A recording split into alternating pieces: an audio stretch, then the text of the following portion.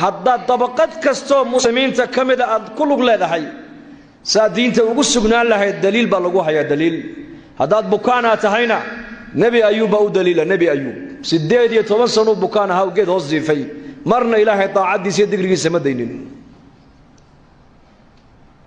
malik nabi rasuula walla ikhtibaaray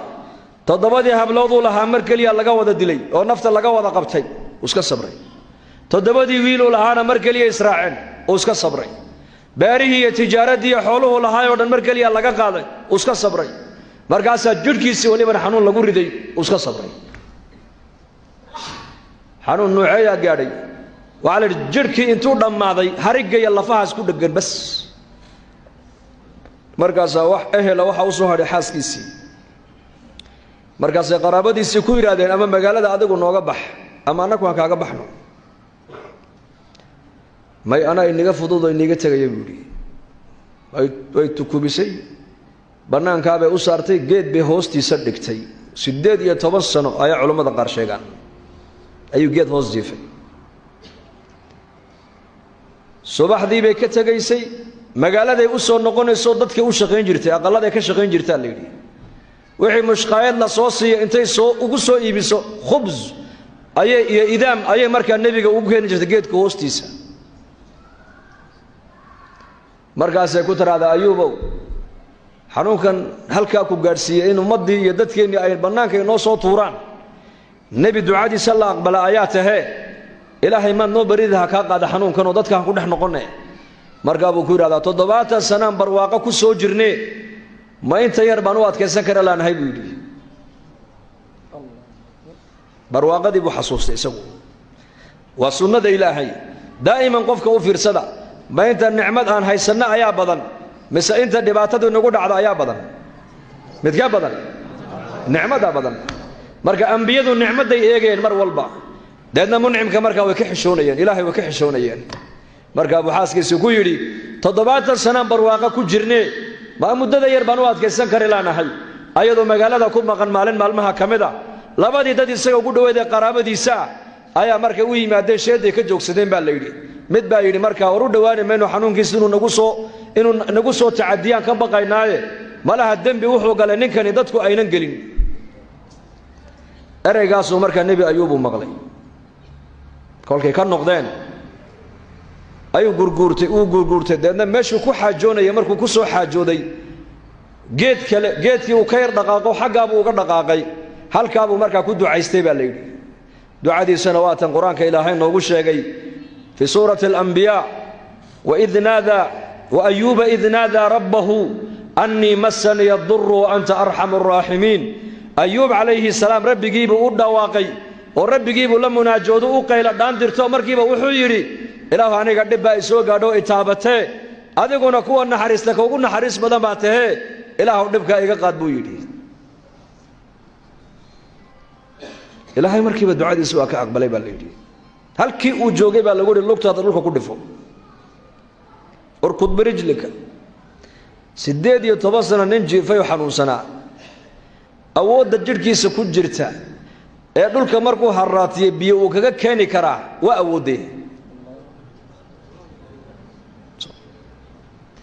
يعني أذكر أسبابتي لك هالي ويان أنا كابيها صو صارينه لقت هذا يرضى قاجي بس أسبابتن الدنيا نركينا أردن نظام كإلهي بكون حجر أسبابتن سيدا جرك بني آدم كان روح ذا يكون حجرته أيا أسبابتن الدون قادر كيسان نظام كإلهي بكون حجرة مركا نظام كإلهي إيش إنه ما قبنا يسوع قدرة إلهي بعالم كان معمول يسال لكتب النبي أيوب سعود قاجي للكو كعلي لبض اللقوة دحلو ذي بيه كصوبحين بالليل لبا إلو ذبيا إلنا وحال يريو كم يريو إلنا وحال يقول يا عم وما يلي جركي سوى عادي وعبي على الشيء يقودها وحي حنون كجزر دم بناك وكصوبحين وصوك عبي مركلية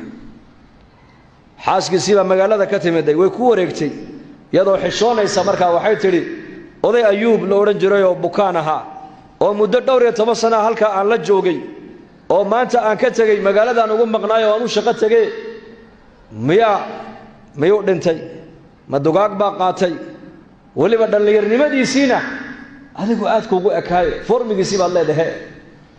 markaasuu yidhi ayuubu aniga buu ka yidhi ana ayuub kii aad kaga tagtay sariirta dusheeda ee jiifay ee kici kari lahaa waa isagii ducaan ducaynay ducadii baa ilaah noo aqbalay buu yidhi istiqaama haddaa dadku diintooda ku sugnaadaan waxaad ogaataa xaaladdu hadday timaado xaaladdu wax daa'ima maaha kal hore waxaan leeyahay bisheedii adduunka corona la sheegay wadannadeenna Soomaaliya oo cabsi baa la yar dareemayay aaway imika muu jiraa dhulkeenna war muu jiraa waxaad ogaataa marka war waxaan adduunka imanayo dhan waa xaalaad bay yidhahdeen eeshiyaanku luqada carabiyaduna waa al axwaal ilaahay baa keenaya marka axwaashan sida adiga lagu abuuray ayaa xaalaadkan adduunka bini aadamka la soo darsaayana ilaahay baa abuuray barwaaqada ilaahay baa abuuray abaarta ilaahay baa abuuray xanuunka ilaahay baa keena caafimaadka ilaahay baa keena amniga ilaahay baa haya colaadda ilaahay baa keena mar waxayna soo martay magaaladeenna Hargeysa maanta nabadda aad ku haysataan reer Hargeysa oo ilaahay ugu xamdiyo qul alxamdulillah dhahada mar waxaan imid anigu daanta xagga wixii ka xiga magaaladani hal qof una socon hal qof dameer iyo ay uu dhulka naga soo baxaysa qalada dhexdooda maantana ilaahay fadliga dhinac walba waa ta magaalada u ballaaratay madaaristii macaahidii masaajidii ganacsigii da shukriga in la badiyo Soomaa oo ilaahay ku mahadino marka ahwaal hadday timaado maaha wax daa'ima ogow waa waxina soo maray oo tagaya habeenku ku soo maray oo baxaya famahma tala al-layl fala budda min tulu'i al-fajr famahma tala al-umru fala budda min dukhul al-qabr waligiiba habeenku ha dheeraade waa bari baa ku xiga waligaaba noloshu ha ku dheeraate geeri baa ku xigta sidaas oo kale weeyaan haddaad barwaaqa maanta aad ku jirto xaaladda barwaaqada ka faa'iideyso oo ilaahay ugu dhawow haddaad abaar iyo saboolnimo iyo faqri ay kula soo darsaanahe iyada laftigeegu waa xaalad ilaahay baa kugu eegaye ka faa'iideyso ilaahay ugu dhawow